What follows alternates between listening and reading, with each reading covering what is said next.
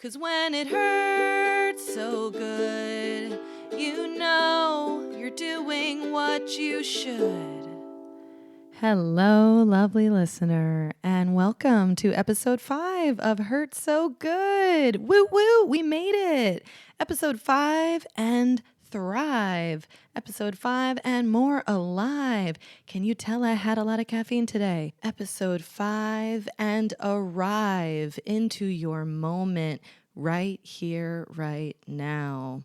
Whenever and wherever you're listening to this, you're in your moment, just like right now I'm here in my moment. And in this moment, I am so pleased and grateful to be sitting here at my new desk that I just built this morning. And it was a birthday gift from one of my dear friends, Gabby. She wanted to help me with my podcast. And I thought, I need a proper desk because I have not been very ergonomic in my process of creating a show that is all about alignment of body and mind. And my body was, I'm telling you, it didn't look good. So now you can imagine me sitting at this desk with a very upright posture, spine lengthened, core contracted, cervical curve in place, lumbar curve, ready to go. Come on. You want to do it too, don't you? In your moment, wherever you are, whatever your body is doing, can we give it a little bit of a lift and lengthen feeling? You can just tell your mind, lift and lengthen my body. Your body will probably listen and do it. But with that, I would like to start this episode with a dropping into the body, a tuning in to yourself. You've tuned into me, and now we tune into ourselves. Go in there. You're in your head, sounds are coming in, but what are the feelings and sensations occurring in your body at this very moment? I've decided I love bass vibrations so much that I'm going to start using it a lot. So get ready to get funky. And while we're taking this moment to drop in, let's take a moment to take a deep, intentional, conscious breath. Breathing in, expanding the belly as you inhale. And as you exhale, naturally, just letting your shoulders drop down. And may you do this throughout the entirety of this episode. May you do this throughout the entirety of your week and life. That's what I am trying to train into myself. And it's not easy, I know, because we get lost in whatever circumstances we're in and we depart from our bodies in a way. We're just sending our attention outward rather than staying grounded inward. And life is a dance between the two things, I think. We have to pay attention to our surroundings, but we also have to pay attention to ourselves. So with that, when we're taking these deep, conscious breaths, I want you to know and realize that you are doing something very significant for yourself. I know deep breathing might seem a little boring. It's like, yeah, I breathe all the time, whatever. When I'm in a yoga class and they take all this time to work on breath work, and I'm like, could we just get on to the poses and the movements? I'm here for movement. Let's go. But that's the ego talking. The body loves you paying attention to the breath. So consider this. Every time you do, take the time to slow down and slow down your breathing and take nice full inhalations and allow for complete emptying with your exhalations. Sometimes it's hard to take a deep inhalation. So I find if I force as much air out as possible, then maybe a big, big inhale might follow. Either way, however you want to get there, just note this. The human body, the nervous system, it's either in stress mode, fight or flight, or it's in relaxation, healing mode. And if you consider yourself in your life and what mode you think you're in all the time or most often, most people these days will answer stress mode. So if you take these moments of slow breath, deep, full inhalations, exhalations, you are sending your brain and nervous system the messages that you can relax and calm down. Now, this seems really obvious, but think about it in this context of how the human body evolved in a survival context of we're, out there in the wilderness with the animals and the elements and things that can very easily take us down. So the human body had to constantly be on alert of what can go wrong next. Okay. So if a tiger's chasing you, you are running, you are chest breathing, you are just trying to survive. But if you are able to sit and take a deep breath in and out, you're sending your body and your brain a very real signal that, well, obviously I'm okay. Nothing's chasing me down. Nothing impending doom is coming at me. If they can sit there and take a deep, slow breath, they must be fine. Your body's really smart, so it's going to follow suit. So this is one of the singular, simplest things you can do at any moment of your day and life to calm down your nervous system. And when you bring that nervous system into a state of healing, ease, rest, and digest, you're going to be doing all of your brilliant repair work, restoration. You're going to be getting stronger. Everything's going to be working better. So it seems really worth the time to do it, and it's free. So come on, go for it.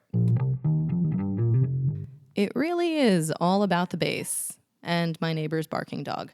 I can't avoid it. But in any case, I know a lot of what I say is a bit repetitive, and I'm just going to keep repeating myself like the broken record of the greatest hits of how to live well.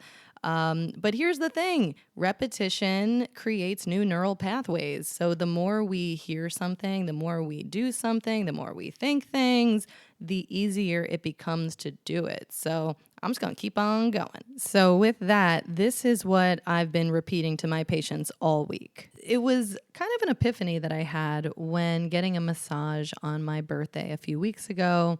I love a good massage. Who doesn't? And I'm laying there receiving this beautiful feel-good massage, and all I wanted was to really feel the present moment because it felt so good. And yet still, I found my mind wandering, going off into space about, what I was going to be doing later and what was coming the next day and what happened prior. All timeline stuff, none present moment experience, sensations. And I kept catching myself because I was like, hey, get back here. Get into your body and feel this goodness right now. She's doing an amazing job. She's putting her effort into you to clear out the tension that you've been accumulating. Be here now. And so I thought, well, if it's hard to be present in our bodies during a very pleasurable experience like getting a massage, how hard is it got to be when we're like doing something we don't want to be doing, like, our work, sitting at the computer, or in the middle of our commute, or having a conversation we don't want to be having, or whatever moment of boredom when we're escaping into our minds. These are all times when we will be prone to depart from our bodies, to dissociate, basically, and not to have any judgment about it at all. But what I've been trying to do for a long time and what I'm trying to convey and help people with here is real life is happening when you are present in your body, when you are present in your moment of what is happening around you.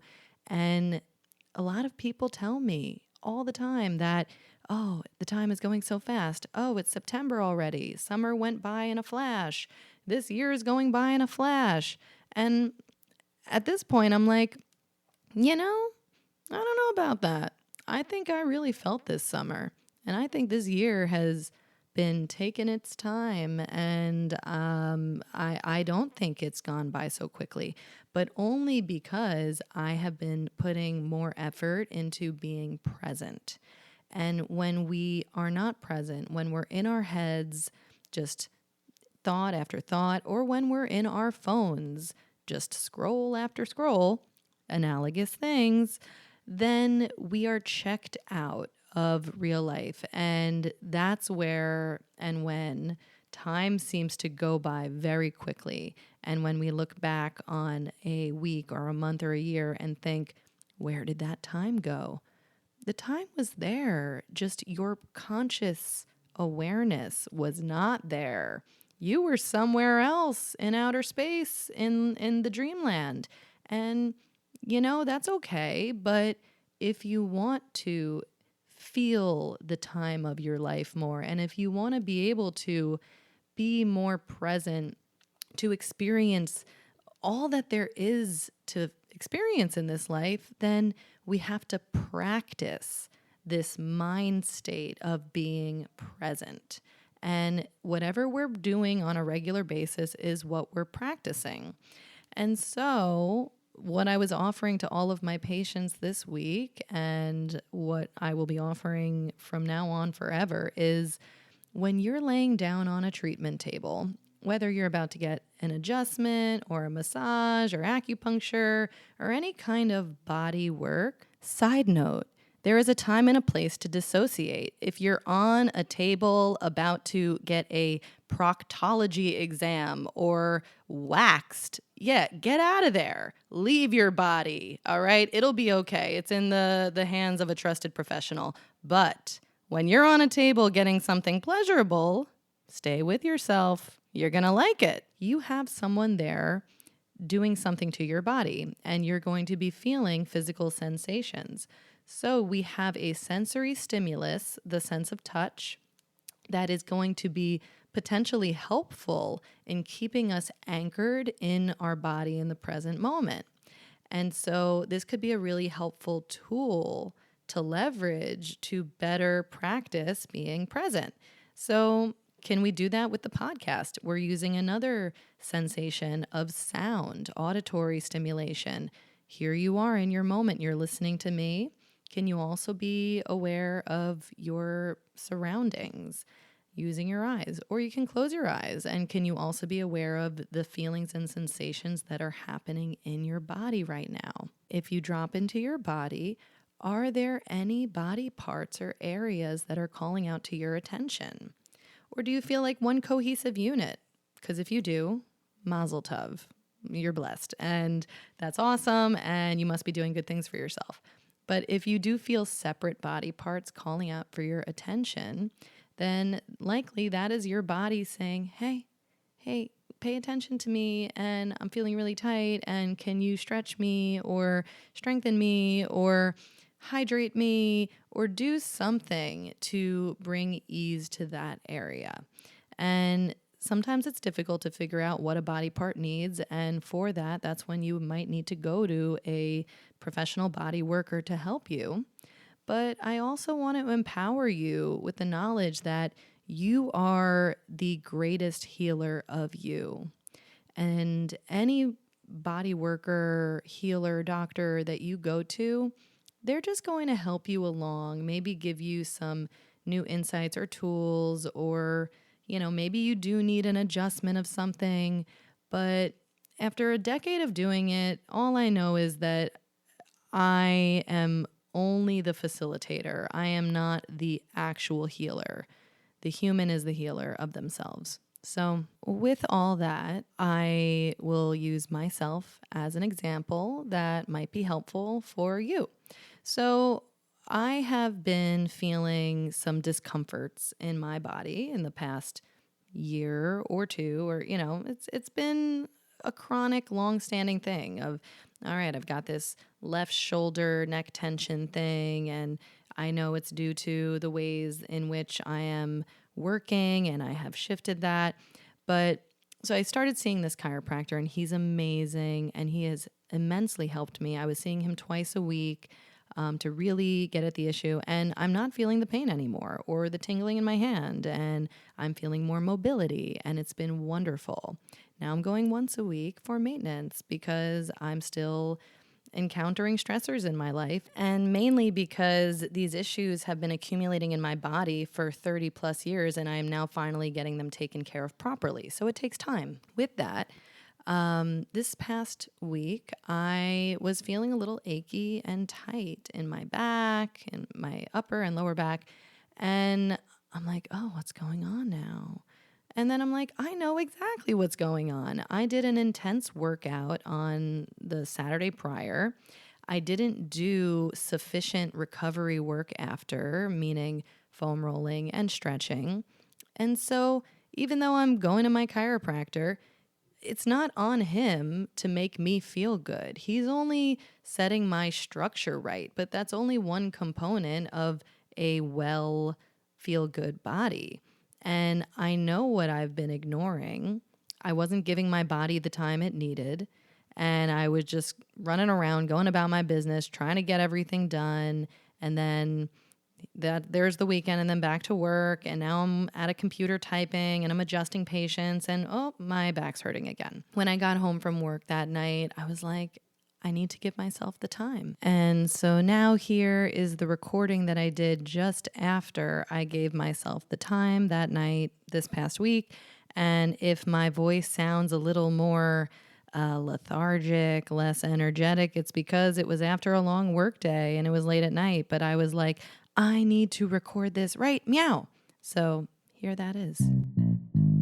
Let me take the time for myself because, we take the time for so many things. And like some are very important and some are really not.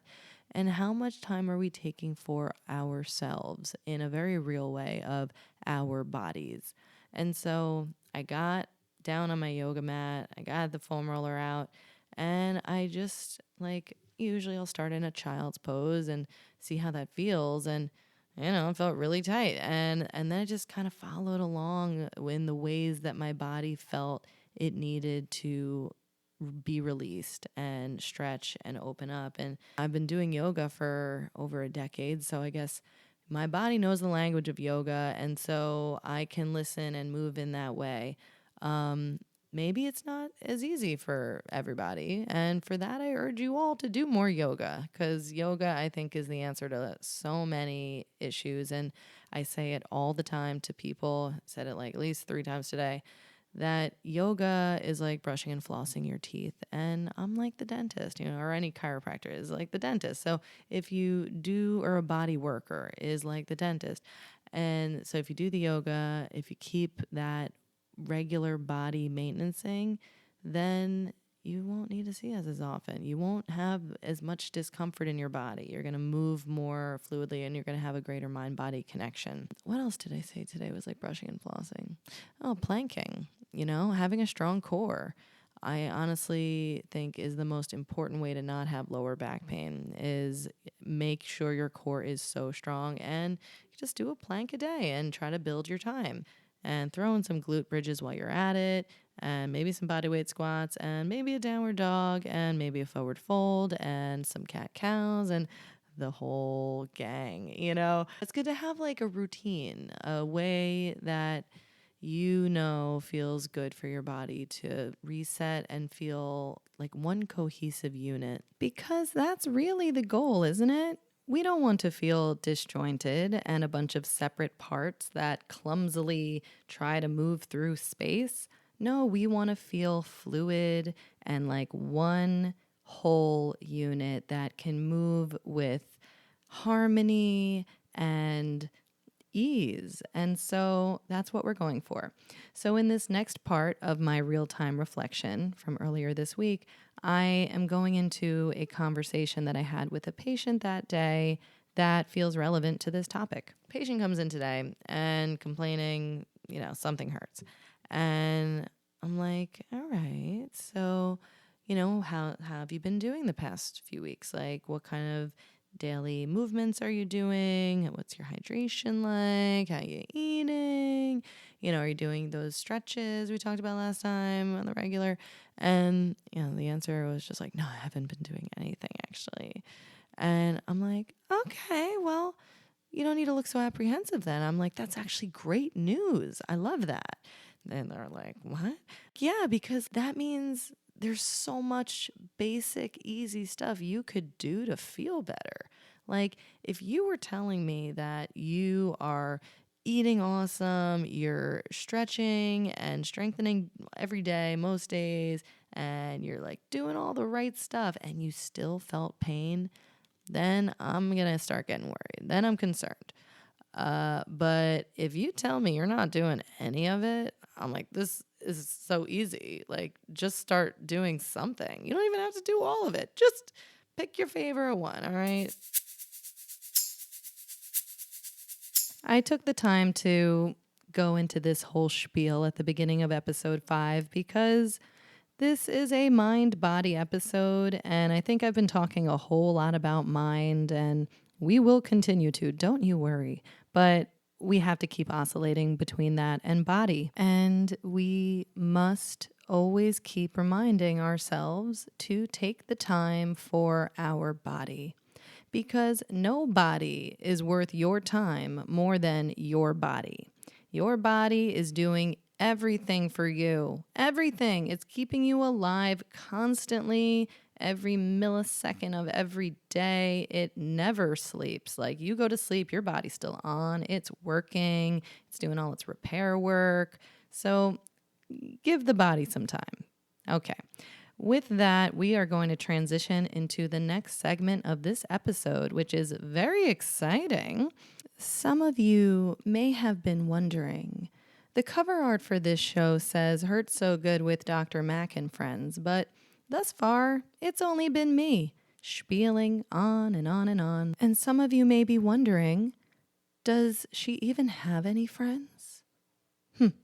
Well, let me tell you, I have more friends than I know what to do with, okay? I've gathered many beautiful people, a lovely, funky bunch in my life, and I will be sharing most of them with you. Some of them refuse to be on my podcast, but don't worry, I'll convert them.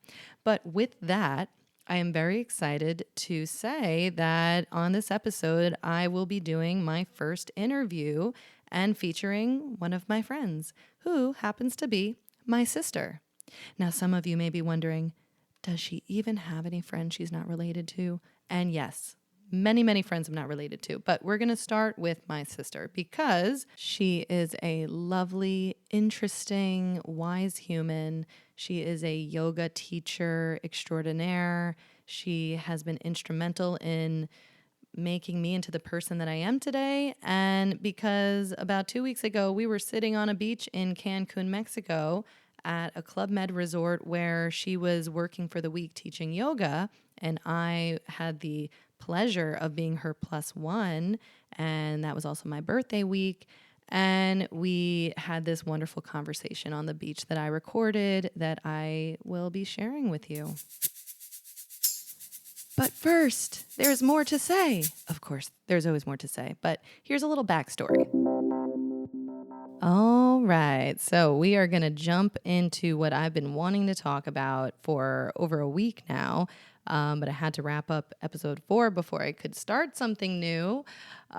So I just got back last week from a trip to Mexico. It was a birthday/sister trip. We had a wonderful time, and I was there for my 37th birthday. What I wanted to share about my birthday is there is a sweet tradition that I like to do on birthdays that I would offer to you to try if you ever wanted to make a day like that special or even more special for you. So on my 37th birthday, I said, I'm going to do 37 of my favorite things. And everyone always thinks, girl, you crazy. You can't do 37 things on your birthday. You're going to need multiple days for that. And I started doing this when I was 26, and people had the same reaction when I was 26. They're like, you can't do, listen, don't limit me. I can do a lot of things. But here is the thing. You don't need to be doing 26, 37. You don't need to be doing so many big, momentous things. When I say my favorite things, it really becomes a gratitude list. And so I easily met 37 things on that day, and I could have exceeded it if I wanted to. I'm going to refer to my list. I won't go down the whole list because, these are my favorite things. But let's see. I started and I just had a list in my phone in my notes app and I took notes throughout the day. I had waking up early before alarm. I love doing that. Morning sun on my face with bird sounds. Love that. Come on. Favorite thing. Drinking my green drink. Love that. Gratitude journaling. Yes, yes. Exchanging love with all my family and friends. I saw FaceTime, spoke to my parents. I played ukulele and sang my song.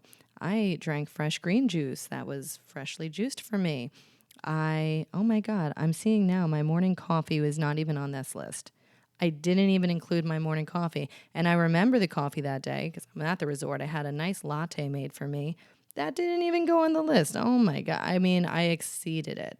Now, were there some big things? Yes, I went stand-up paddleboarding. I did a yoga class. I tried a new thing and I faced a fear and I had fun, which was the trapeze. I got a massage. I had some peaceful solitude. I did my chakra meditation. I captured a beautiful picture of the moon. I was dancing. I had a dance party. I mean, there were so many things that were awesome, and I was just jotting it down. And I missed the coffee. How did that?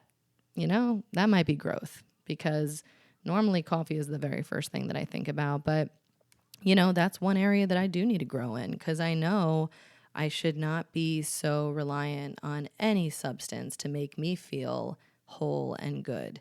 And at this point, coffee is my number one. I love her so much.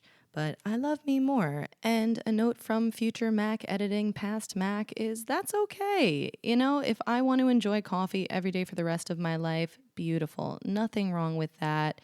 The worst thing would be me stressing about it. So with that, it was a beautiful practice, and you can try that on your birthday or any day. I have a patient I share this with, and she said she's going to do this for her 65th birthday. How awesome. It's having gratitude for the simple little things that if they were taken away, you would notice. You would miss them. So let's appreciate every day that we can do the simple things that we love just to take care of ourselves and have a nice, cozy existence on this earth. So you ask, what else happened in Mexico?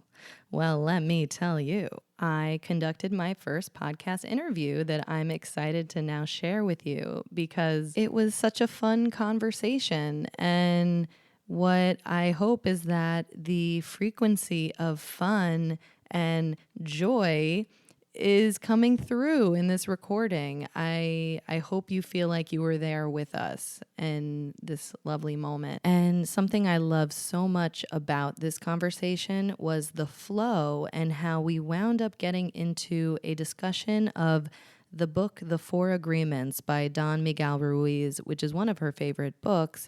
And we considered after, we were just talking about Toltec wisdom in Mexico, and the Toltecs were an ancient Mexican civilization. Without doing a bunch of research, the Toltecs, I was recently told, were responsible for building those pyramid stone structures in Mexico, and a lot of beautiful wisdom came out of them, and you can find that in the book, The Four Agreements. But before we get into that, we jump into a conversation where we're talking about her doing this string bracelet, and she was making the bracelet and how she had made a mistake and she was trying to fix the mistake and how this became a meditation practice. So we take it from there. Side note disclaimer, you will hear children laughing and playing in the background.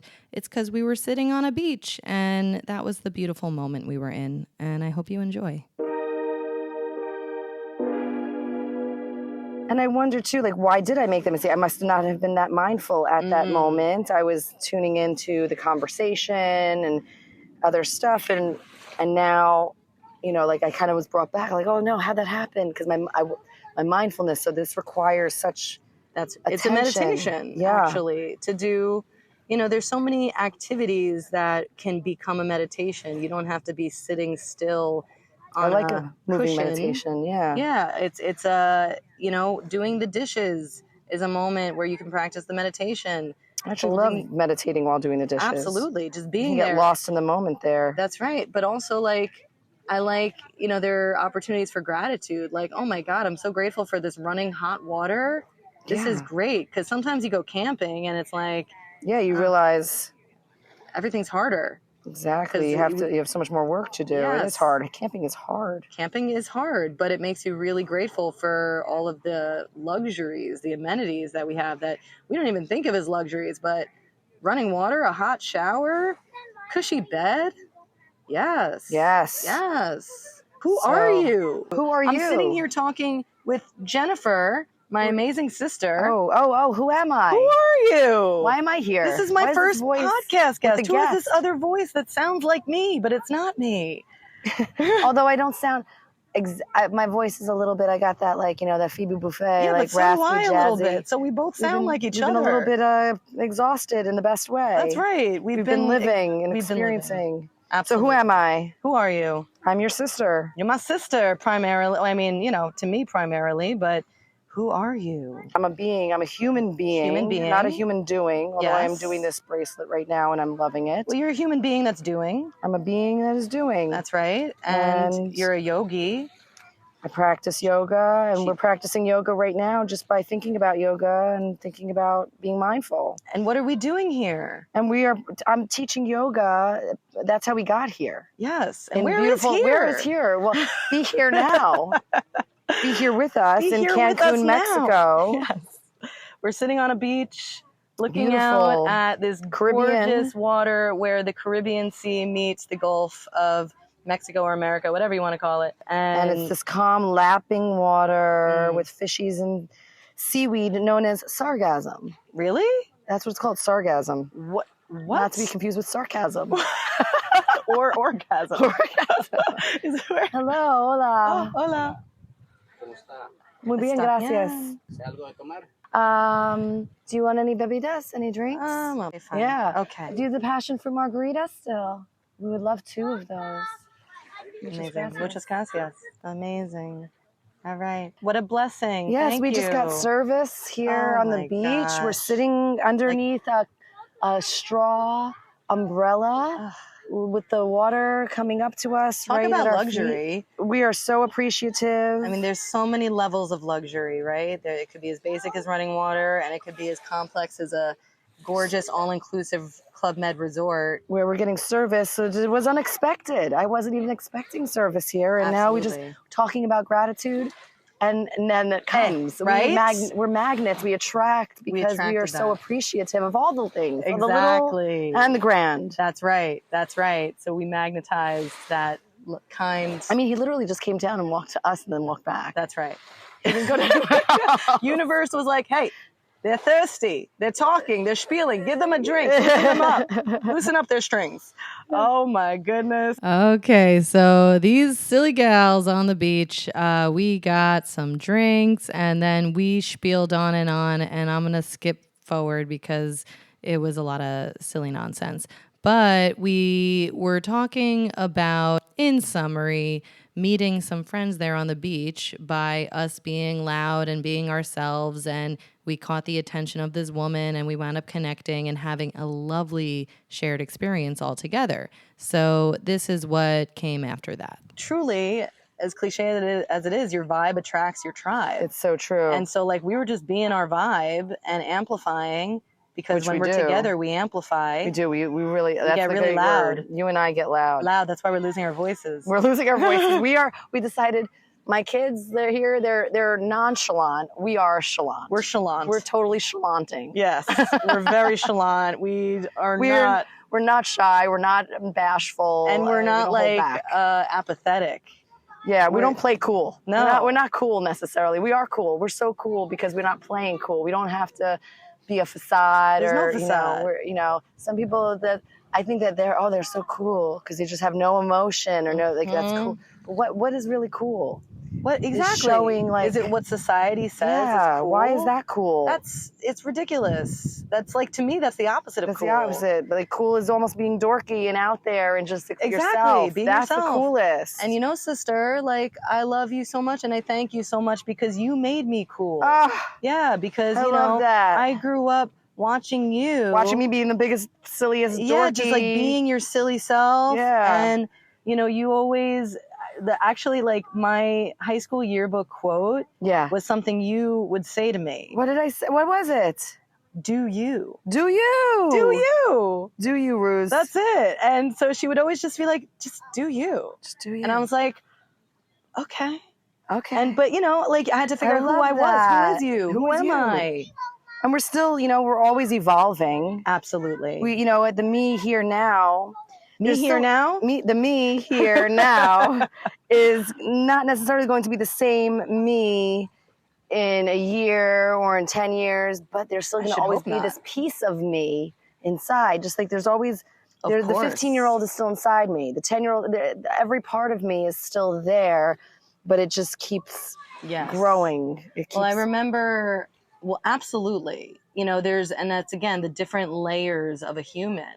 So I remember Wayne Dyer, he would talk about in one of his recordings, like, the human consciousness, the watcher, the awareness that is aware of the thinking, the observer, that is the constant, never changing, always with you. It was the same when you were 4, it was the same when you were 15, and it's the same watcher that it is now. And that is your eternal consciousness.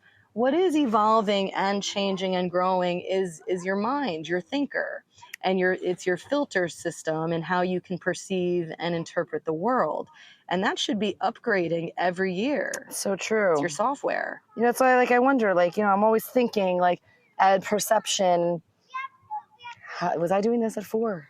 At 5? Yes. You were perceiving. We were. And that's why we love children, because they're such pure consciousness. They're pure essence of human being. And they often have a lot of brilliance to share with us, and just sweetness and love and light. And there was continue. I don't want to interrupt you, but you made me think of something. As we grow up and we get kind of, they say, like, life is a process of taking off the layers that society puts on you and family and all this things, they cover you up. But when we're born, we're so fresh and, like, it's perfection. And we're still always that perfection. And we have to just be taking off those layers of shroud. Yeah, like what society wants, like the 4 agreements, we have all those, like, ancestral agreements the society created that we don't necessarily agree with our true inner self. Yes. And we have to shed that and just simply follow those 4 agreements. Don't tell me about those 4 agreements. That's one of your favorite books. It is like the book of my life. Like there's so many books that have made a difference and impact in my life. But I keep coming back to that one because that one's just so simple. And it helped shift my mindset to the point where those simple agreements help everything, help me feel so much more grounded, which there are 4. The first one, be impeccable with your word.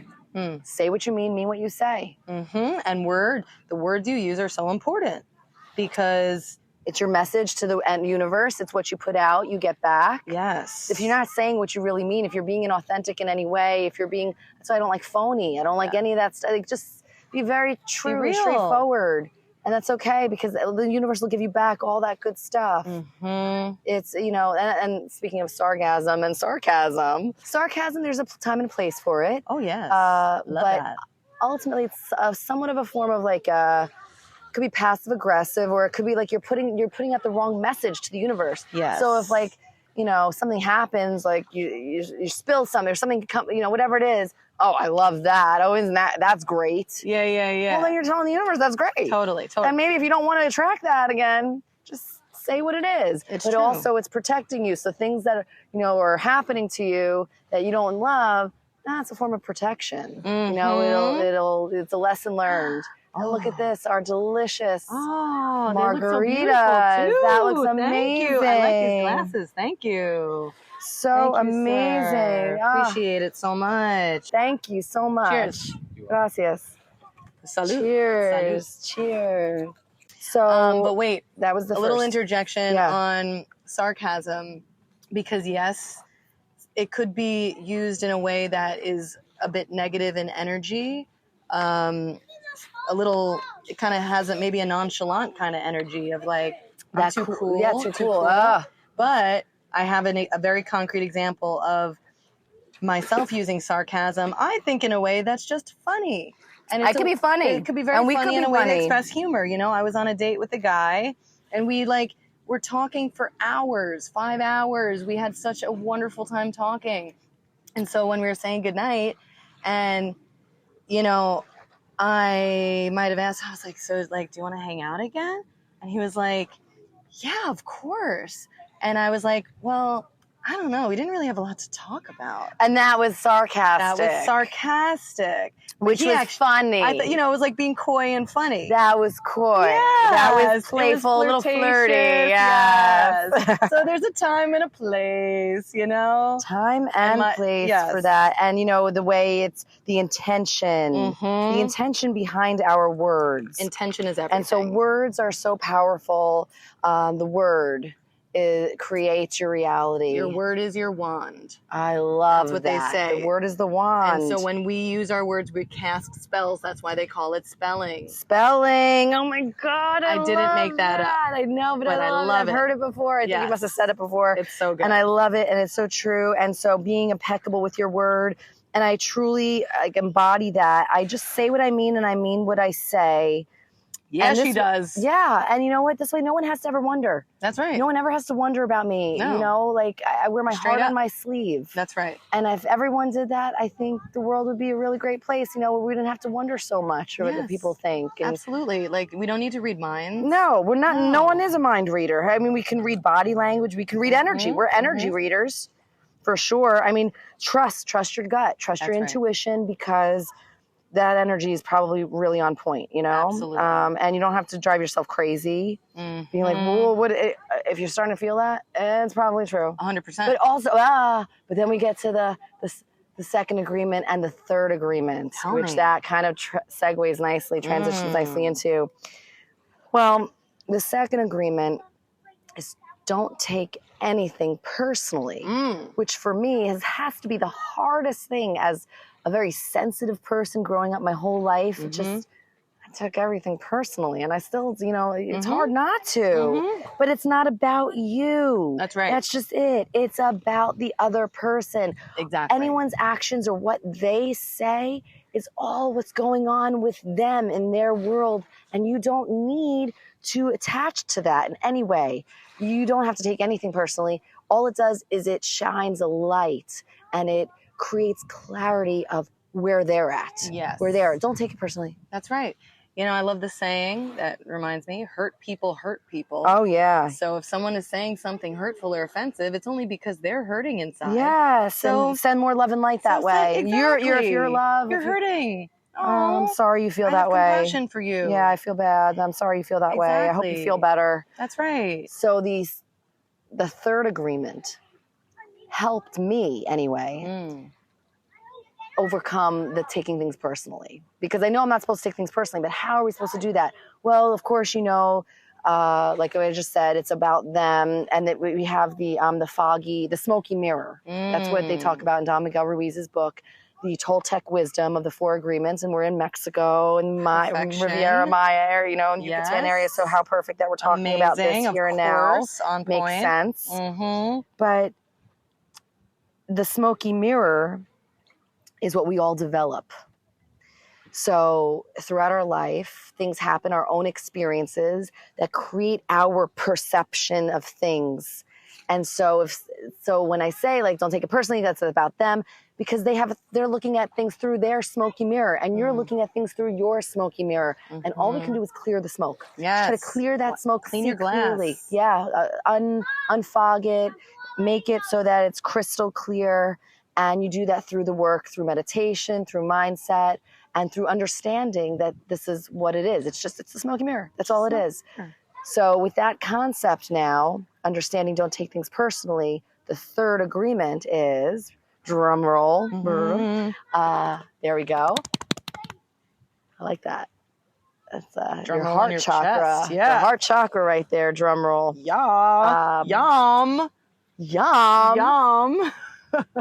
Don't make assumptions. Don't make assumptions. Never. Assumptions, besides being the funny thing of assumptions make an ass out of you and me, which is just fun. Love that. Silly. Love it. It reminds me of The Odd Couple, because I think there was an episode of The Odd Couple was the first time I learned that, where Oscar and what are the odd couples names? Oscar and I don't forget now. It'll come to me. That's a Wayne Dyer. That's an Eckhart Tolle.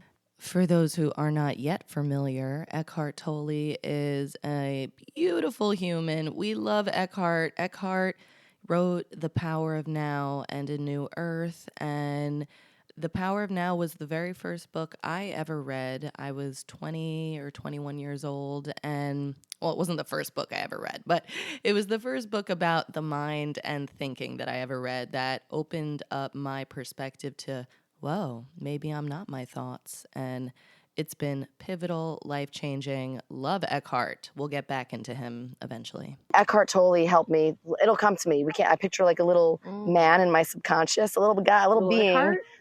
Is it a little Eckhart? It's a little Eckhart, yeah. And I've got a big filing cabinet. Yeah. That, like, if you imagine, Bruce Almighty, when the filing cabinet just keeps coming out, that's the filing cabinet in my brain. And did I do one nut or two? I'm still doing this bracelet here, by the way, as we're talking. Indeed. Multitasking. 2 knots here. What a woman. So the file, you got a big filing cabinet in your brain. And so when you need to think of something and you can't think of it, you don't want to pressure that little guy. He's got to go through that file. That little Eckhart's got to go through that file. So you just say, it'll come to me. Now that gives him time to look, your subconscious time to look through the file. You continue with your conversation. Felix. Oscar and Felix. Of course. Oscar and Felix. Cat There names. we go. Yes. Well, because our cousins had cats named Felix. That's why you're thinking about that. Yeah. That's why that's a cat name. Felix is such a cat name. Because our cousins had a cat named Felix. That's the only reason why you think it's a cat name. But I've never met a human named Felix. Okay, well there you go, The Odd Couple. So he like made a thing on like a chalkboard or something. He wrote "assume" and like, ass out of you and me.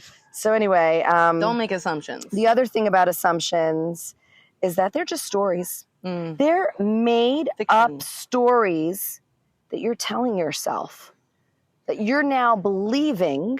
You're telling yourself a story, and when you tell yourself the story and you feel it to be true in your body, now your body's having a visceral reaction to it. You are feeling whatever made up story you're telling yourself. That could be completely the furthest thing from the truth. Exactly. And I just think about it like something that, like, really basic, as like, I just bring it back to like high school. Yeah. When you're walking in the halls and a friend walks past you and didn't smile, didn't say hi. And then you think, oh my God, what did I do? Why are they mad at me? Spinning out. And then you start going through scenarios of, they're mad at me for this. Oh no, I can't believe they're mad at me for that. I'm so pissed that they'd be mad at me for that, or I feel bad because. And meanwhile, they were just caught up in their own mind, their own thoughts, and they were worried about a test or an assignment or whatever. So it could be anything. And then, you're going your whole day thinking someone's mad at you, and then you have upset feelings and stress. You're causing yourself stress. Yes. Dis-ease. That's right. You feel dis-ease. Dis-ease. Just causes disease. Exactly. Who wants to have disease? No. You don't need that. You're doing it to yourself. Self-inflicted stress. Self-inflicted. And suffering. And it's all via the mind, and it's all unnecessary. And you can change it. You have the power. You are empowered to adopt these 4 agreements. And I'm only on number 3, but they're so simple, so basic. And you can adopt these and change your whole reality, your whole mindset, simply by accepting that, oh, okay, I don't need to assume that. That's not. And as soon as you notice yourself making an assumption, be like, oh, wait, I'm making an assumption. I'm not going to do that. Yeah. That's made up. Right. I'm going to just resolve this. And, I'm not even going to tell myself any of these stories. And when I see this person or whatever it is, I'm just going to get to the bottom of the root of it and see what's up. Exactly. and see, like, can I help my this person? communication skills. Communication is everything. Because, the antidote to assumptions is communication. Like, oh, obviously, I noticed something and it made my mind spin out. I didn't see you. I saw you in the hall. Yeah. So rather than just spiral, let me be proactive and communicate. Yeah. And be like, oh, hey, I saw you in the hall before. You didn't say hi. Are you? Is everything okay? Is everything okay? Is everything okay? And now you're showing compassion. Yes. You're not fueled with angst or anxiety, because that's it. It leads to this anxiety, and like, you don't need that. Nobody needs that. And that's the solution to anxiety. Is, again, these 4 agreements. The last agreement, because again, remember, we don't want the anxiety.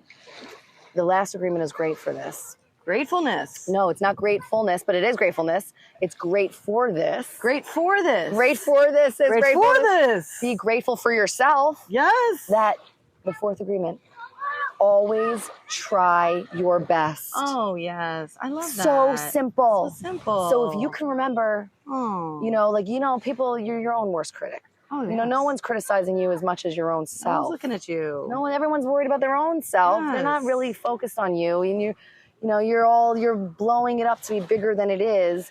So if you can just give yourself some grace and tell yourself, try my best. Try my best. I know better now. Now I would do it differently. Yeah. For me, one of my, and this is Dr. Amen. Dr. Amen talks about the dragons. Yes. You have your dragons. Yeah. I think of it as a little bit like demons. Your demons. Everyone's got different ones. For me, mine are the shoulds. Should have done that. Should have done this. Why did I do that? I should have done that. You know what? Don't shit on yourself. Don't shit on yourself. That's what Tony Robbins says. Don't shit on yourself. Yes. I love that. Yes. I love Tony Robbins. Talk about about that in episode 2, because like the jingle is, because when it hurts so good, you're doing what you should.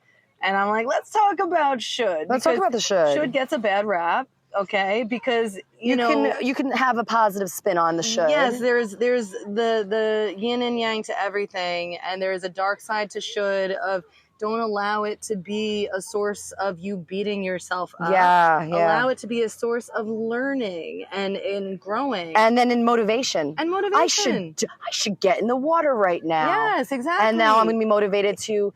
And what was it? What did you say before? It's not the act of thinking of doing. The greatest gap in life is the one between knowing and doing. Knowing and doing. I know I should get in the water. I know to get in the water. I should get in the water. I'm going to do. I'm motivated now. I'm going to get in the water. Is like almost the bridge. But I should finish this bracelet, and I will. I will, and I'm doing it. Absolutely, it's happening. The things you feel like you should do generally are the good things that are going to be bridging the gap between your knowing and your doing. So, I should eat healthy. I should exercise. I should, get to sleep at a certain time. That's the good. Those are good. Those are the good shoulds. Should as a source of regret? No. So that's what I've always been plagued with. Yes. Is just, and I'm sure other people can relate to that, Of course. And that's where I get my anxiety. Like, I shouldn't have talked so much.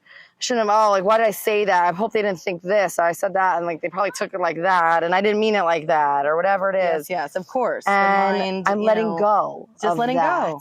And realizing, I tried my best. Exactly. I tried my best then, and I'm going to try my best always. And you know what? You feel better. That reminds me of is my general sense of be unapologetically yourself. Yeah. That's it. I'm so proud. Can that be a 5th agreement? That could be. Well, there is a 5th agreement, actually. Okay. Can that be a 6th agreement? Probably. I don't even know what the 5th agreement is. There's another book, The 5th Agreement. I almost brought it on this trip. Oh, interesting. But I brought The Way of the Peaceful Warrior instead, which came recommended to me. Yes, and I'm really excited about it. So, but The 5th Agreement is another good one to get into. Then there's the 4 Agreements companion book. Then Don Miguel Ruiz also does The Mastery of Love. Yes, I read that one. I haven't read that one.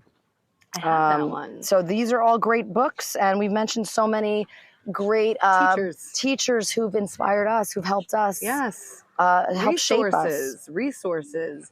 Again, the luxury of living in this time that we do, we have the whole collection of human thought compilation of works of brilliant, wise And it's the human people. collective.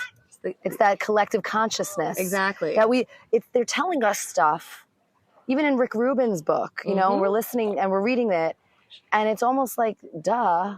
Yes. So for me, I have this TED Talk I kind of created in my mind. I haven't really written it, but it's like I've had the idea.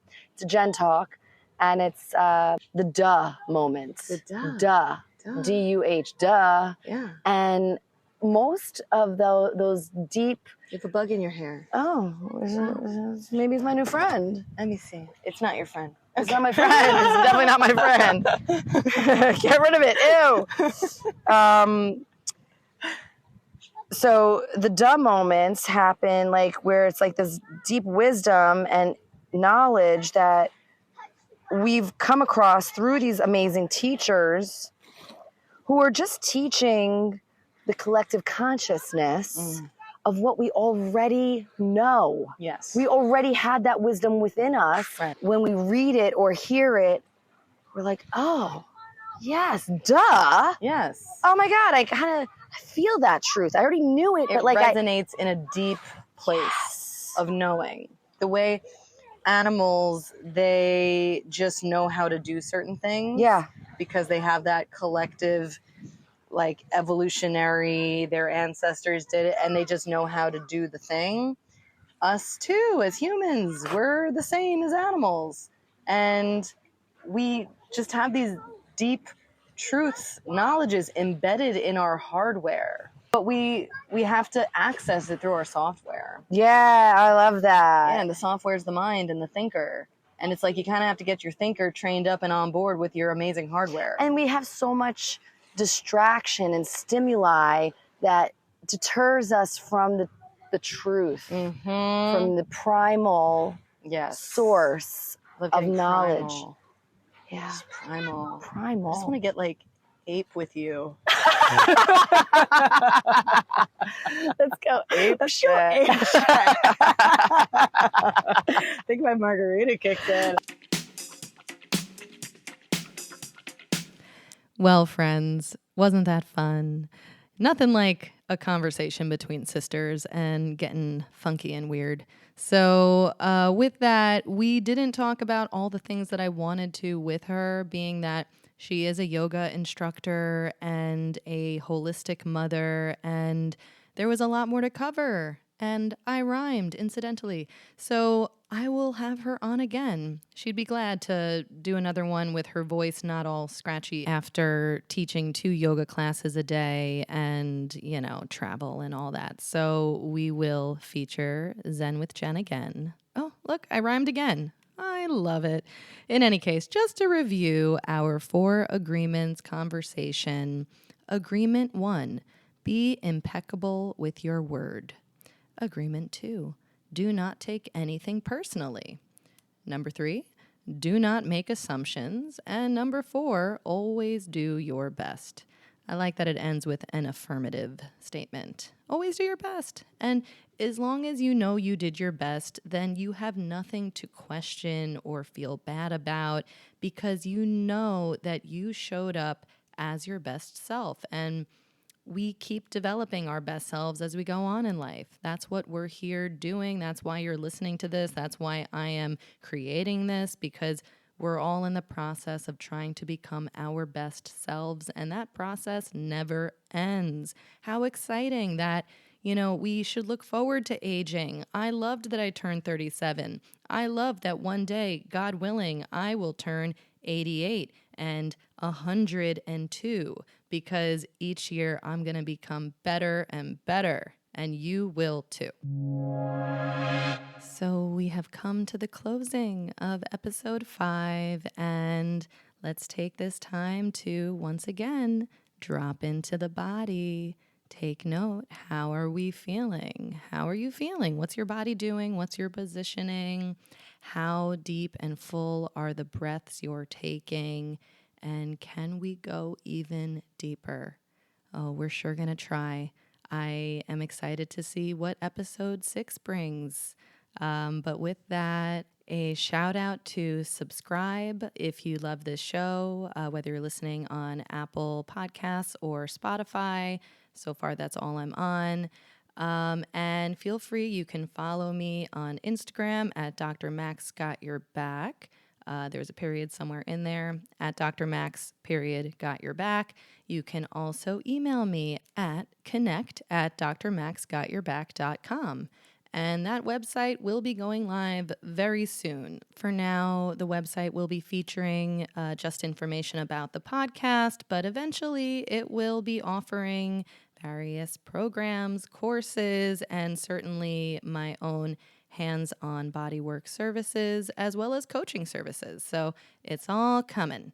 And with that, feel free, please share this podcast with anyone whom you think it would be helpful for, because that's what this is all about, is helping each other. So again and again and again, we come back to this moment. We come back to our body, to ourselves, and we offer gratitude for the existence of all of these things. And I offer gratitude to you for listening. Thank you for sharing your attention with me. And we will always be placing our attention on the best things that make us feel alive in the best ways. So, lovely listener, sending you love and light always.